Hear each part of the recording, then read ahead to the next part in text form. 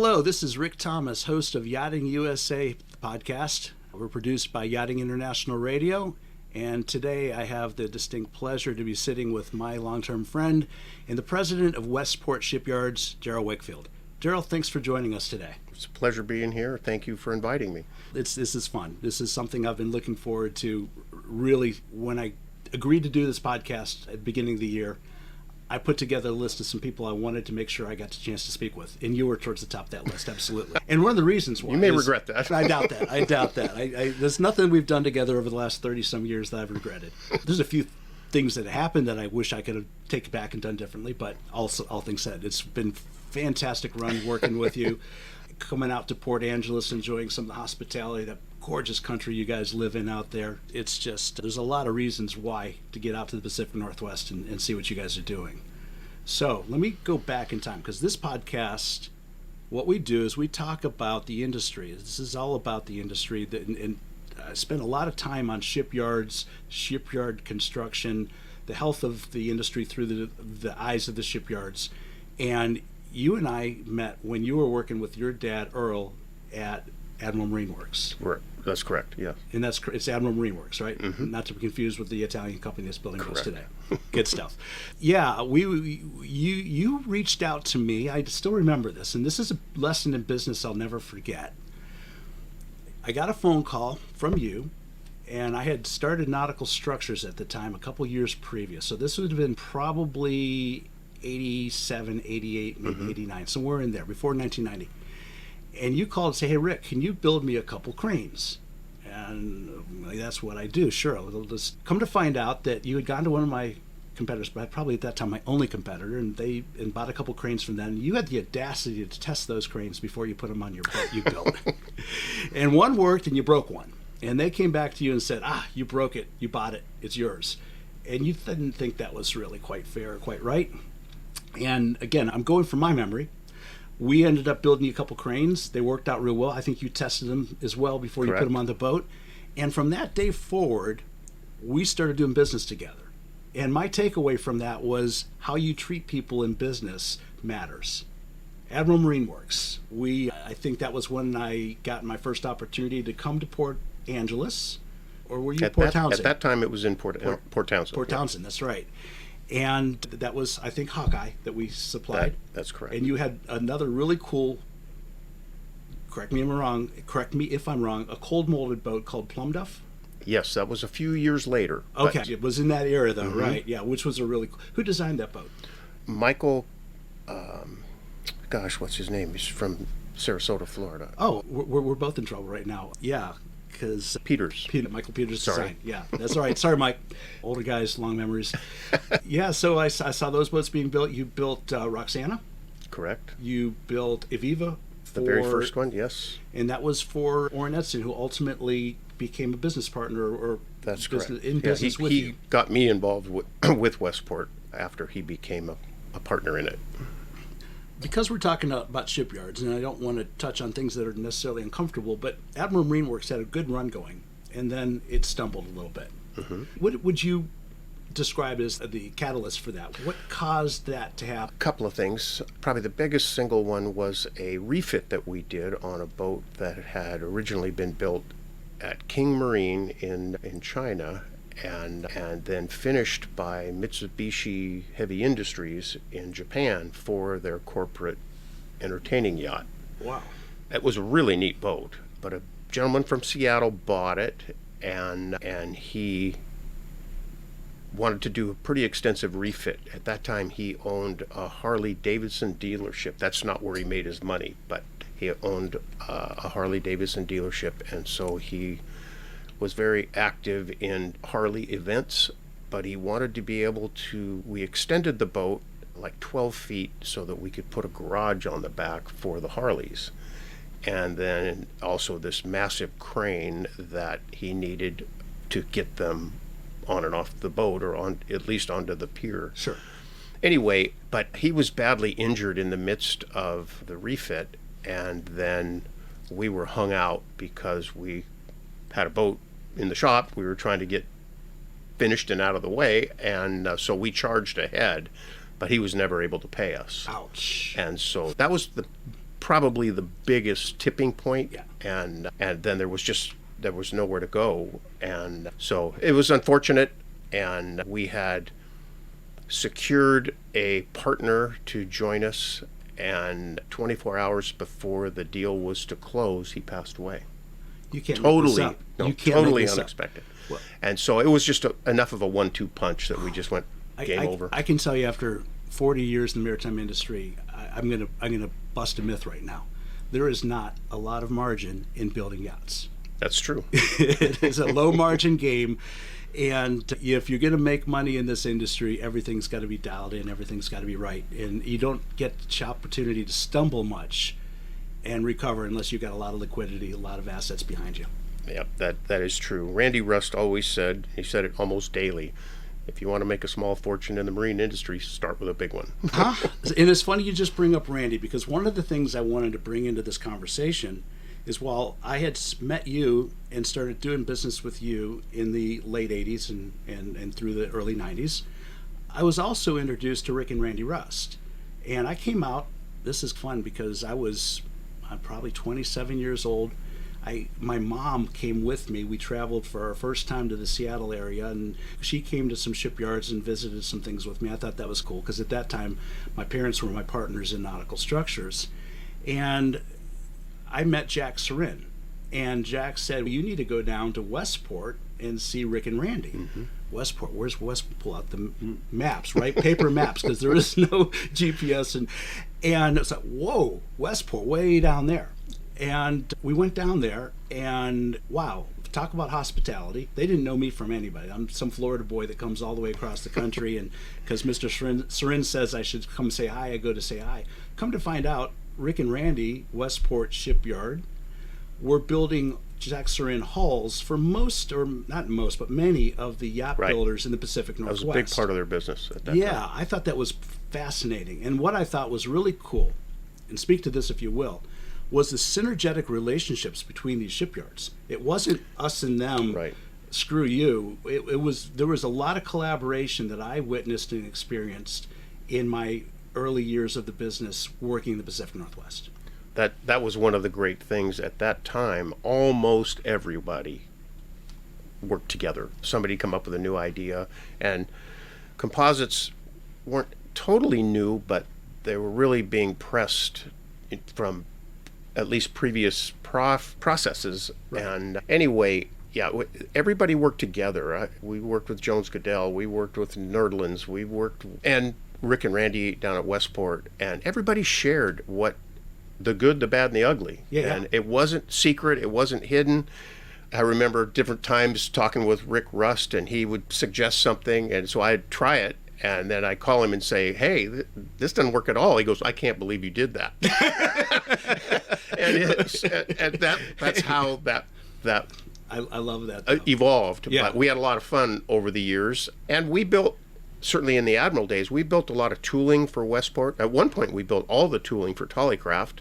I remember those guys. And so we specialized in that side of the business as well. We built hulls, a few of them for Nordland.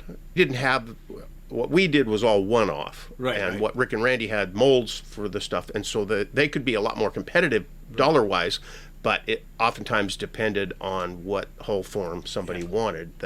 That's when they would come to us. I still remember my first Westport I supplied, and that was North Stream, and that was a cool boat. Yes. And that was my first real experience in dealing with Westport Shipyard, and in the amount of support that they expected from my little company as I built 2 cranes for the front of this boat. And back then I was literally with vellum paper and mechanical pencil drawing our designs and take them into the shop to have them built. So it was an exercise in really learning what it was to be in this business and growing up in this business. Yeah. And what a classroom to start in. It was a great classroom to start in. I don't know if you remember, you were talking about Hawkeye and the cranes that you said, and the very first question I asked you when I asked you if you'd be interested in building these cranes is, when you design a crane and call it a, let's say, 2,000-pound crane, what's the safety factor? Does it fail at 2,000 or 2001? And that's what the problem was with the previous cranes. We Right. took them to what they were Rated capacity what the was. capacity was on it, Yeah. and it buckled. Yeah, that's And not and good. that was not. No, it's funny because my company, and I'm fully transparent. Eventually, I brought in a wonderful business partner in Bob Boleen, and when he came with me, we agreed we're going to combine our energies, efforts, and intellect, and build the very best of the best we knew how to build. And we were cutting edge in a lot of crane designs because we did everything in aluminum, very little stainless steel fabrication. We preferred working in aluminum. And we were working early with Flag and Class. And I believe we were one of the first, if not the first company to come out with a fully certified SOLAS rated crane for luxury yachts. That wasn't a commercial crane you'd buy off the shelf someplace. So because that was our mindset, yeah, we were always working with a safety factor structural of ×4 or ×5. And I should take that, that's the running rigging, and that's the stuff, that's the moving parts. And then the structural integrity ×2.5, I think was the baseline, the minimum standard we would build to. And back in those days, how did we know it? We would take it on our test stand, and we would freaking do what you did. Yeah. We'd pull a heavy load, and we'd measure the deflection, and we'd see how much return happens. And getting too far off track here, but the point is, there's a way to do it right. And we, even when we didn't have the engineering dialed in, so we'd throw maybe a little extra metal at it, we made sure it was right, and we made sure we stood behind the product and took care of the product. Connecting a couple more dots, if I might. You were there when your dad's business and your business stumbled, and like I said, that has happened way too much. In fact, I use this statistic when I got into the industry, and you just brought up Jones Goodell, so I got to add another one into my list because I actually did some work with them too. I forgot about them. There was about 44, 45 shipyards in North America, U.S. and Canada, building what I call crew-served yachts, 80-foot and larger, that typically you have to have at least a captain on, or maybe captain and crew. And I think of those, there was 34 or 35 that were building over 100 foot. There are 3, 4, it depends how you count them. Viking's building some 80, 90-foot boats, so they count. Wow. The field has narrowed big time. Daryl, that's got to be part of the conversation, and this is going to repeat, and I hope you guys listening don't get tired of hearing this, but I think it's important to say it, that we have an industry that has suffered over the last couple decades. Some of it's self-induced, some of it's purely economics. There's a lot of reasons why, and eventually, hopefully we'll start uncovering, peeling back the onion and figuring out why boat building has become so difficult, if not impossible, in North America. And maybe find some pathways to enhancing boat building and bringing it back. Can we ever get back to the days where we're north of 30 or 40 boatyards? Probably not. The economics probably won't support that. Can we get to where we've got 5 or 6 really strong, healthy, good boatyards in North America? Should be able to. We should be able to do that. So I put that in there because the segue here is to then move you from Admiral to Westport. Because unless I missed a step, that's how you transition. Orrin Edson, the owner of Aviva, bought out Rick and Randy. Initially, it wasn't a buyout. He didn't want to go back into the boat business. He's retired and living very comfortably. But Rick and Randy approached him, and their goal was to retire themselves. And so they asked him to help them segue the company to either sell it or find another way that they could leave, but the company would live on. Sure. And so that was the mission. Orrin told him flat out that he didn't want a job, but he would help them. And they said, we don't want you to just help. We want you to be vested. We want you to be focused solely on helping us reach our goal. Right. And so that's how that came to be. And he called me shortly thereafter, once he became 1/3 partner. And he called me and told me that, and I chuckled. And he said, "Why do you laugh?" I said, "Because you can't own 1/3 of anything." and as predicted, that was true. And a short time later, he had 100%.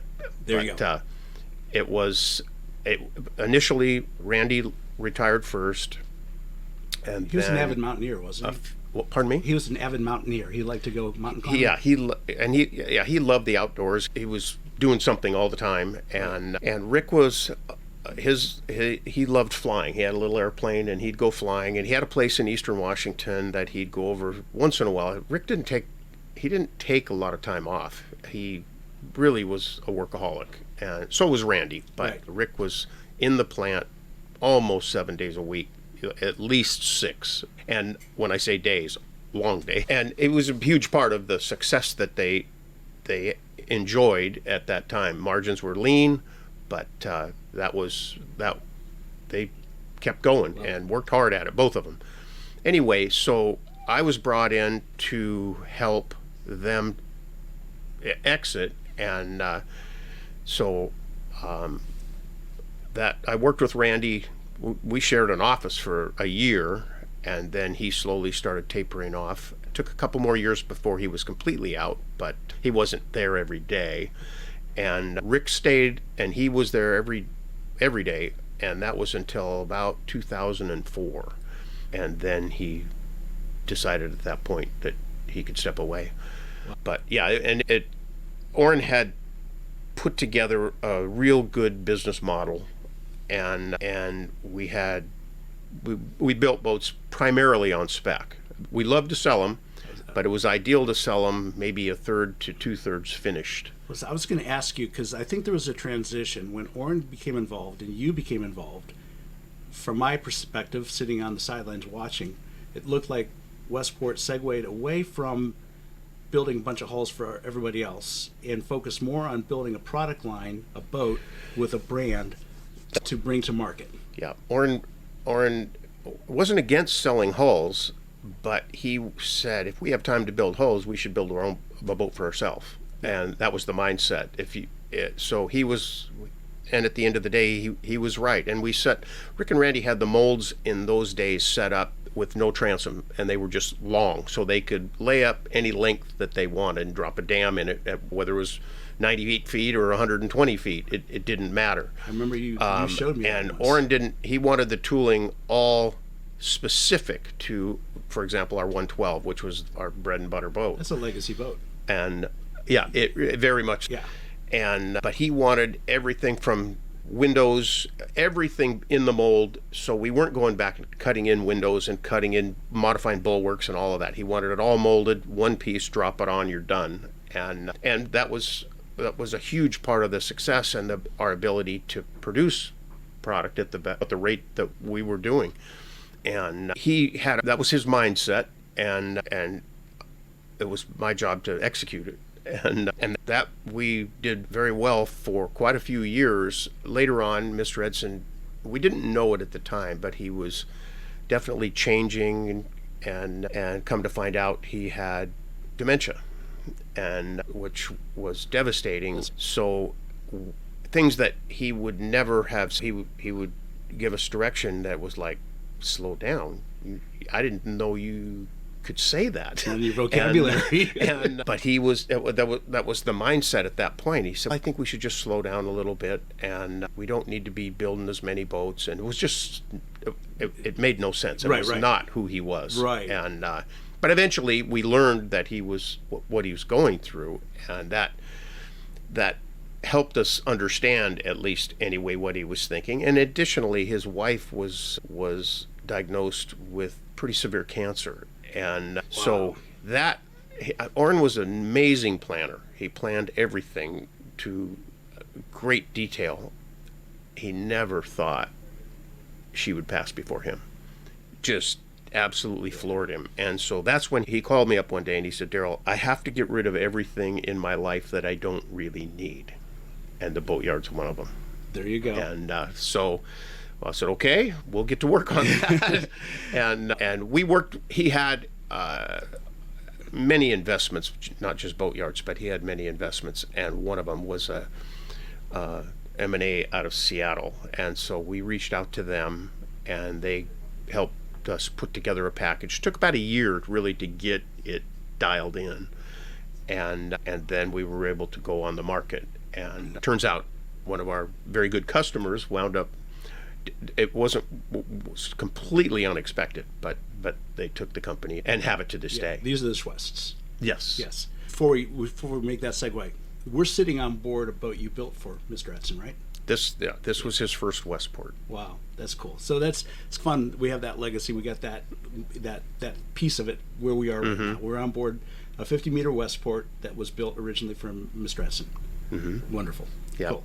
He later on, as things advanced, this boat was built in 2000, so before he passed, but he sold this one and then took another one that we had built and did some mods for it. He's a helicopter guy, and he and his wife both flew a helicopter regularly, and they went to Alaska every single year. And he had one previous to this that was built at Admiral. That was a helicopter boat. I remember that was profound to me because it was one of the first boats I was involved in the construction where there was a helipad and there was going to be a helicopter. And I thought, wow, isn't that cool? But once you come out to the Pacific Northwest, it makes sense. Yes. Such distances and remote places, and you're just not getting in a car and driving anywhere. You've got to go by boat or airplane, seaplane, helicopter. Yeah. And I got to tell you too, walking on board, you basically what you just said is I'm sitting on a boat that's almost 20 years old. Going to come up to its 20-year special here soon enough. I tell you what, walking on board this boat, you could imagine this came off the line last year. It's well maintained. It's gorgeous. It's very loved. It is very loved. It was in its first owner and with its current owner. Great testimony to the boat building that's gone into this because it's a gorgeous boat. So you transitioned you've built boats for the people you ultimately end up working for. That's quite a trend. Because the Chouests, I'm aware of a couple 50 meters that they've had they built. have two. Yeah. Beautiful sport fish boat, the Patriot, that is a pretty cool boat too. I've had the pleasure of doing business with them with the Edson Chouest Offshore Division and meeting personally with the Chouests, and they're great gentlemen. I tell you what, I've enjoyed my interactions with them. Haven't figured out how to make a lot of money with them, but they're great guys, and it was fun to see them get involved. At what point did you guys start scaling up and moving from the 40 meter to build a 50 meter and add to your? I remember the 50 meter came in, then you did the 125, which was really, I thought, cutting edge at the time for a smaller boat, but a smaller boat with a whole bunch of cool amenities built into it. Where was that evolution in design? That came, this model, the 50 meter. We built 14 of them, and that started in 2005, and we built the plant in Port Angeles specifically for building this boat or this model, and so that started. I think we opened the doors and started boat 1 in 05, and then the plan was to build 2 a year, have 2 coming off the line a year in that plant. And as long as the market would consume them, and when we came out of the gate, they were a really hot commodity, and that was working well. Later on, it slowed down a little bit, and at that point in time, you were competing with Trinity. Trinity was a big competitor to this model. Also, Delta in Seattle was, and then you had a lot of foreign competition as well. They appreciated what we were doing and they copied it. So ultimate compliment. And that's all good. And the last one of these that we built, we delivered in 2020, and that was hull 14, and it's actually hull 15 because we don't build a 13 but of any model. Right. Anyway, so that carried through that period. The 40 meter was, of course, we did the 130s. That started in 2000, and we built 28 of those as the 130, we called it, because it was it was not classed. Right. And the pressure was on us to build boats that could wind up with an MCA certificate of compliance. That's right. And in order to do that, we had to put class on it. We went ahead and classed that. The 50 meters were all classed from the beginning. That's right. And that was easy at that plant because it was all fresh people, it was all fresh stuff, and going with class, it made it they didn't know the difference. And what society did you say that fast 3 times, Rick? What society did you end up using for your classification? ABS. Okay. Yeah, American Bureau of Shipping. Yep. Anyway, at that time, we went ahead and redesigned the 130 4 class, and then did some. It was time after that period we needed to freshen up the styling, so we went ahead and did that at the same time. And so the first one of those came out about 2010, and we've delivered 14 of those as well as classed, and so that was a good run. It's ready now for a refresh. We've got some new designs that we're coming out with now for that model, and so the 125 comes out of the same hull mold that the 40 meter is built out of. That mold is 142 feet long. We've been able to build, for instance, that patrol boat that we built when we were chasing the Coast Guard. Yeah. At least. I saw you in Dubai with that model. That's right. Yeah. Yeah. That boat's over that way, in that area now. Is it? But yeah. Oh, that's fun. That was a great boat, and but U.S. didn't want it. It performed magnificently and did every.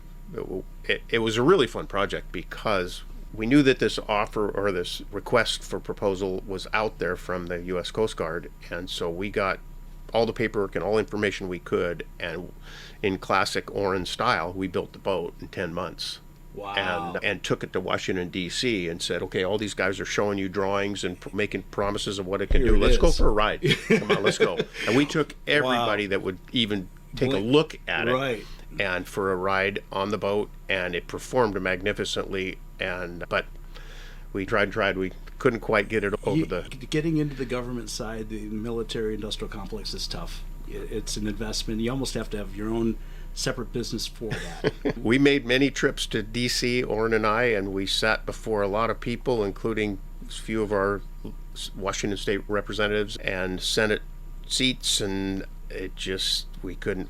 In fact, we had that boat up in Newport, Rhode Island at one of the Coast Guard's events up there, and then they had one about 4 days later in Tampa.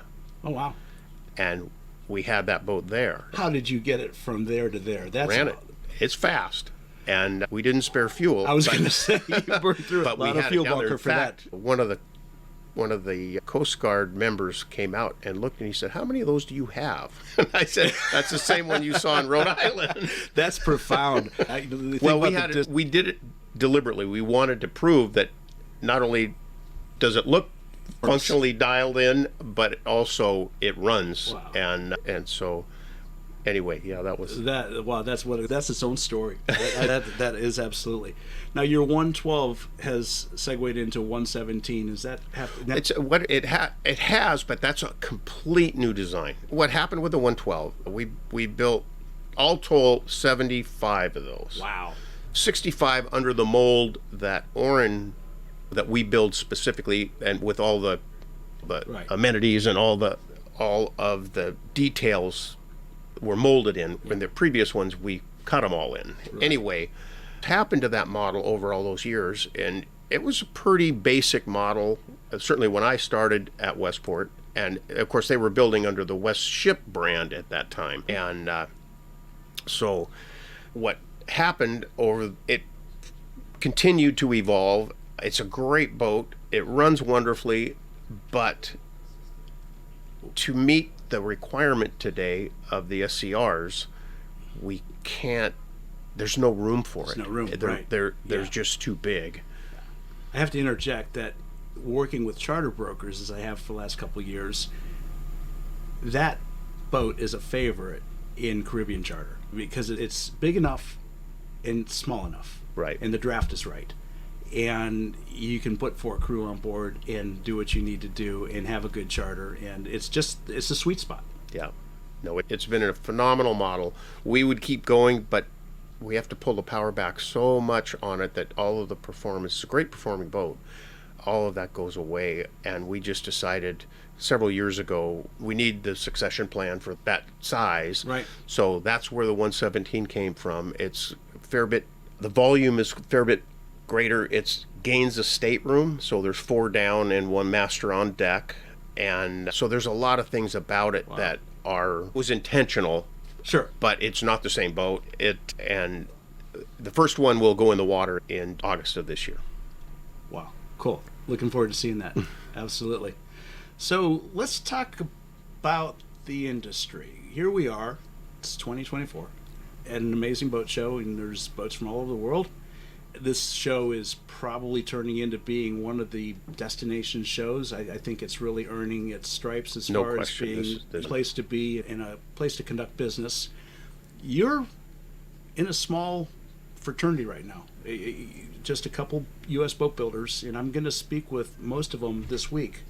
What's our future look like? And as a boat builder, talk to me about your vision, Daryl, about where we can go and what needs to happen maybe to get where we ought to be.